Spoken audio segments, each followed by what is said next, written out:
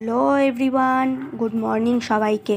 আমার আরও একটা নতুন ব্লগে তোমাদের সবাইকে ওয়েলকাম।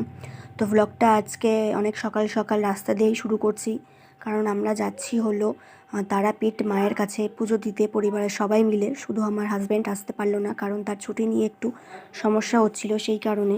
তো আজকে বাইরে বেশ ভালোই ঠান্ডা ছিল আর কুয়াশাও ছিল ভালোই। এখন চলে এসেছি আমরা স্টেশনে। এখান থেকে যাব হলো নৈহাটি, তারপর সেখান থেকে আমাদের ট্রেন আছে 8:05 মা তারা এক্সপ্রেস। তো চলে এসেছি আমরা অলরেডি নৈহাটি স্টেশনে। সময়ের অনেকটা আগেই চলে এসেছি, এখন 1 ঘন্টা আমাদের ওয়েট করতে হবে। আর এদিকে আমার বাবান দাঁড়িয়ে আছে তার দাদুর কোলে, ট্রেন দেখছে। এমনিতেই তো ট্রেন পাগল ছেলে, তার মধ্যে চারিদিকে এত ট্রেন দেখে ওর মাথা এমনিই হ্যাং হয়ে গেছে। তো ট্রেন আমাদের ঢুকে গেছে অলরেডি স্টেশনে, একদম রাইট টাইমে ঢুকেছে। এবার সিট নাম্বার খুঁজে আর কি বসার পালা। তো বসে পড়েছি আমরা সবাই অলরেডি। এদিকে আমার বাবা একদম জানলার ধারে বসার জন্য খুব কান্নাকাটি করছিল, সেই জন্য ওকে একটু বসানো হলো জানলার ধারে, তারপরে ওকে উঠিয়ে নেব। তো এই তারাপীঠ যাওয়া নিয়ে আমাদের অনেক দিন ধরেই প্ল্যান হচ্ছিল, কিন্তু গিয়ে আর উঠতে পারছি না। তো ওই যে বলে না, মায়ের কাছে যেতে গেলে মা যদি না টানে তো কোনোভাবেই যাওয়া সম্ভব নয়, এটা একদমই সত্যি। তো চলে এসেছি আমরা একদম রুমে।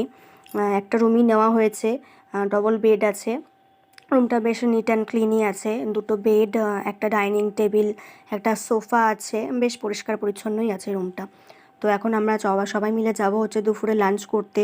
তো দুপুরে লাঞ্চের পরে আমরা সবাই একটু ঘুমিয়ে পড়েছিলাম, তারপরে এখন বিকেলবেলা রেডি হয়ে গেছি, একটু এই আশেপাশে ঘুরবো। তো মন্দিরের সামনে একটু এসছি বাজারের ভেতরে।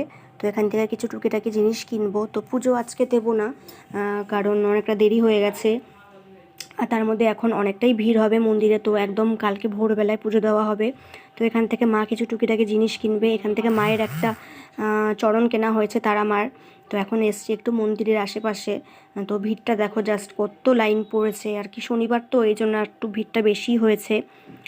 তো এখন এটা হলো পরের দিনের সকালের ভিডিও। তো মা আর বাবা গেছে মায়ের কাছে পুজো দিতে। তো আমি আর বাবানকে নিয়ে যাইনি, কারণ ভোরবেলায় গেছে, অনেকটাই ঠান্ডা বাইরে। তো আমি আর ভাই ওকে নিয়ে আছি রুমে।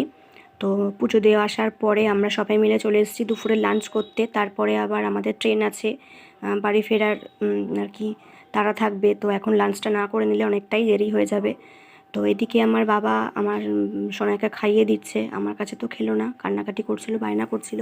আর আমরা এখানে একটা ভেজ থালি অর্ডার দিয়েছি। তো চলে এসেছি এখন স্টেশনে, ট্রেন ঢুকে দাঁড়িয়ে আছে অলরেডি। তো এখন বাড়ি ফেরার পালা। তো ভিডিওটা আজ এই পর্যন্তই। সবাই ভালো থাকবে, সুস্থ থাকবে, আবার দেখা হবে নতুন একটা ভিডিওর সাথে। ততক্ষণের জন্য টাটা, বাই।